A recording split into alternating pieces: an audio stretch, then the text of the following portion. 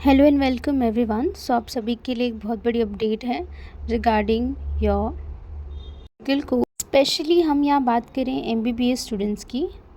हो सकता है कि आप में से बहुत सारे ऐसे स्टूडेंट्स हैं जो एमबीबीएस डिग्री परस्यू करना चाहते हैं, या तो इंडिया में या फिर फॉरेन में। तो आपको इस न्यूज़ के बारे में जानना बहुत ही ज़्यादा इम्पॉर्टेंट है। स्पेशली हम वो बच्चों की बात कर रहे हैं फॉरेन इंस्टीट्यूट्स में या यूनिवर्सिटीज़ में अपना मेडिकल स्टडीज़ करना चाहते हैं। तो आपके लिए ये बहुत बड़ी इम्पॉर्टेंट इन्फॉर्मेशन है before taking admission in foreign universities.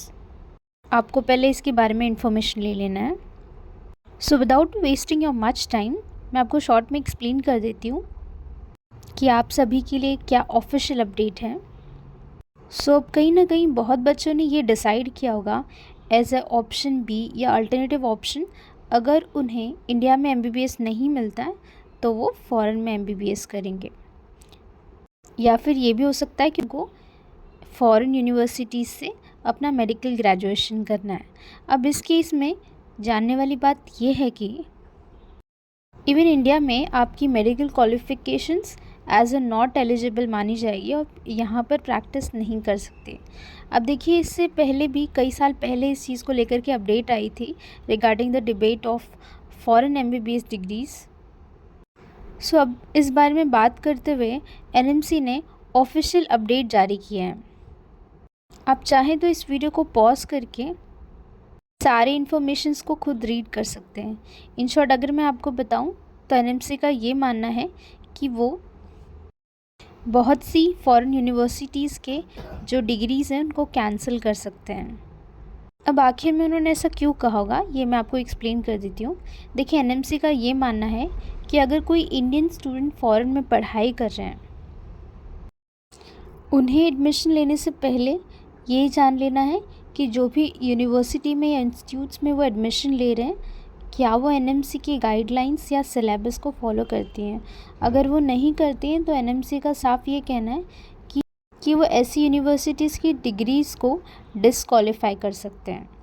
या तो आपको जो भी कॉलेज में एडमिशन लेना है वो प्रॉपरली रजिस्टर होना चाहिए और एनएमसी के रूल्स एंड रेगुलेशंस फॉलो करने चाहिए। जैसे अगर हम रूल्स एंड रेगुलेशंस की बात करें, considering the duration of course या मीडियम ऑफ इंस्ट्रक्शन, यानी कि उनकी कोई रिलीजियस लैंग्वेज यानी उनकी कोई कंट्री की ऑफिशियल लैंग्वेजेस में नहीं पढ़ाया जाए, नॉर्मली इंग्लिश लैंग्वेज को यूज़ किया जाए।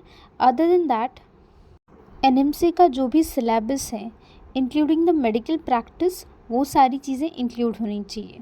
अगर ऐसा नहीं है तो मोस्ट प्रोबेबल चांसेस ये है कि आने वाले टाइम में, या आप अगर ऐसे कॉलेजेस में या तो आप अगर ऐसी यूनिवर्सिटीज़ में एडमिशन ले रहे हैं तो वो आपका लाइसेंस कैंसिल कर सकते हैं इंडिया में और आपकी डिग्री को डिस्क्वालीफाई कर सकते हैं। यानी इंडिया में आप एज अ डॉक्टर प्रैक्टिस नहीं कर सकते। इसलिए उन्होंने इस चीज़ को बहुत क्लियरली मेंशन किया है कि जो भी कॉलेज में आप एडमिशन लें, पहले उसके बारे में अच्छे से जान लीजिए। जिस कॉलेज से आप पढ़ाई करते हैं वहाँ पर बहुत इम्पॉर्टेंट है कि वो एनएमसी के रूल्स एंड रेगुलेशंस को फॉलो करें। अगर नहीं कर रहे हैं तो ध्यान में रखिए कि आपकी डिग्री प्रॉब्लम में आ सकती है। इसीलिए एडमिशन लेने से पहले चेक करिए कि आप कौन सी कॉलेज में एडमिशन ले रहे हैं और क्या वो एसोसिएटेड हैं, उनका सिलेबस, कोर्स ड्यूरेशन, सब चीज़ें प्रॉपर होनी चाहिए। तो आपको एडमिशन लेने से पहले थोड़ा सा इंक्वायरी करना चाहिए।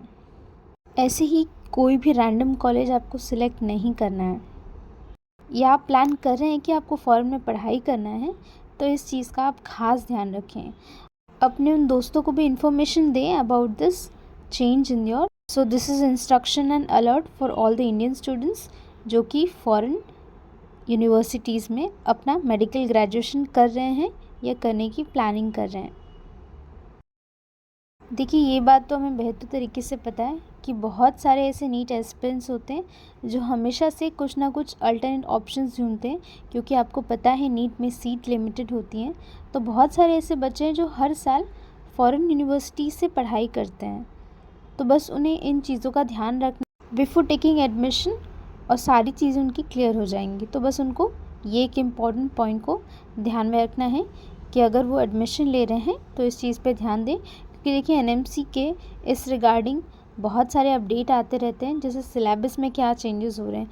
आपका जो भी कोर्स ड्यूरेशन इंडिया में है वही सेम वहाँ पर होना चाहिए। हो सकता है कि लैंग्वेज डिफरेंट हो या थोड़ी बहुत स्टडीज़ में आपको डिफरेंस नज़र आए, क्योंकि बोर्ड्स का डिफरेंस है, लेकिन फिर भी जो बेसिक चीज़ें हैं वो आपको फॉलो करना है। तो ऐसे किसी अपडेट के साथ मैं मिलती हूँ आपको अगली वीडियो में। Till then bye bye. दोस्तों में शेयर करें इस इन्फॉर्मेशन को, ताकि उन्हें भी पता लगे कि क्या क्या चेंजेस हो रहे हैं।